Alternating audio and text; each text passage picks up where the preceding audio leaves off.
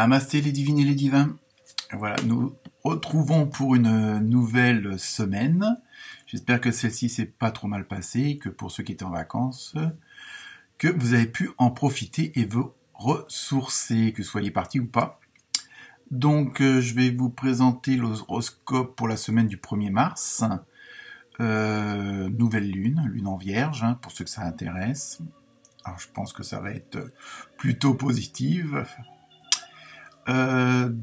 Toujours un grand merci à tous ceux qui me suivent et aux nouveaux abonnés, puisqu'il y en a encore cette semaine. Donc, ça fait toujours plaisir. Comme d'habitude, les mêmes conseils. Bon, pour certains qui me suivent régulièrement vont trouver que je me répète, mais bon, c'est toujours bon de le préciser. Donc, ne prenez que ce qui vous concerne, que ce qui résonne en vous. Et puis, d'aller voir aussi votre ascendant, de continuer à liker, à partager. Et pour les nouveaux venus, vous abonner avec la petite cloche entre les deux guillemets qui vous préviendra à chaque fois qu'il y aura une parution sur ma chaîne MyDozen. Et aussi pour vous dire que mon site internet avance, donc vous pouvez toujours me contacter dessus pour, une séance plus privée de tirage de cartes, évidemment. Je blague. Donc, sinon, cette semaine, les choses bougent pas mal quand même.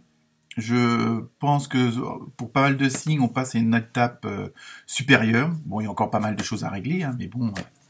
on est sur Terre pour ça, donc on continue à fournir les efforts, on continue à se recentrer, à s'ancrer et à essayer de positiver au maximum, parce qu'apparemment ce qui ressort le plus dans grande majeure partie d'entre vous, c'est qu'il y a pas mal de remue-ménage dans la tête, avec ce cher et tendre ego. Donc, il va falloir le calmer, celui-là, parce que sinon, ça va pas le faire. Donc, mais bon, ça avance, je pense que là, on va vers le meilleur, mais bon, il y aura toujours des petites expériences, bonnes ou mauvaises, bon, ça fait partie de nos vies. Mais je crois que il va falloir que pas mal d'entre vous continuent leurs efforts, puisqu'on commence un peu à récolter les fruits qu'on a semés. Et continuer à, toujours sur la même lancée, à s'occuper de soi.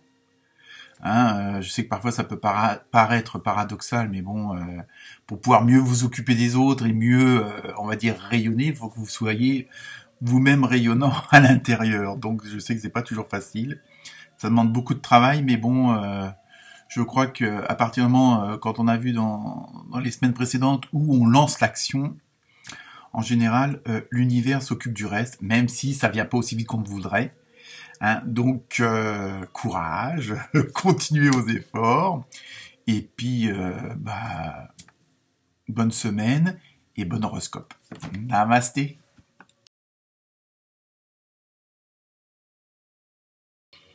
Namasté les Versettes et les Verseaux. Alors, pour ce premier horoscope de mars, je me suis inspiré du tarot onirique où vous avez eu le palais d'épée et le 5 d'épée, ainsi que de l'oracle du chaman mystique où vous avez eu l'arbre de vie et le conseil. Alors, pour vous, cette semaine, les Verseaux et les Versettes, on vous demande, on vous suggère, comme à beaucoup de signes cette semaine, de pas rester dans le brouillard, d'essayer de vous élever, de mettre la tête au-dessus afin de mieux discerner la situation, voir ce qui se passe réellement. Je sais que c'est pas toujours facile, mais parce que bon, vous êtes un petit peu certains et certaines d'entre vous sont un petit peu dans on va dire, pas dans la défaite, mais bon, ça va pas comme on veut, et vous avez l'impression d'avoir perdu votre temps, d'avoir perdu quelque chose et d'être un petit peu impuissant par rapport à cette situation-là. Et mais attention, parce que là, il y a un peu un contraste en fin de compte, parce qu'on ne sait pas si c'est vous qui avez qui avez perdu qui avez la défaite, ou si vous avez infligé une défaite à quelqu'un. Mais dans les deux cas, vous n'êtes pas dans la bonne dynamique. Donc, on vous demande de regarder un petit peu autour de vous et de voir un petit peu l'étendue de la bataille, du problème, de ce qui se passe en ce moment. Et parce qu'on a l'impression que vous êtes un petit peu en conflit cette semaine. Euh, ça peut être au boulot, ça peut être dans la famille, dans le voisinage, dans le relationnel, dans l'amical.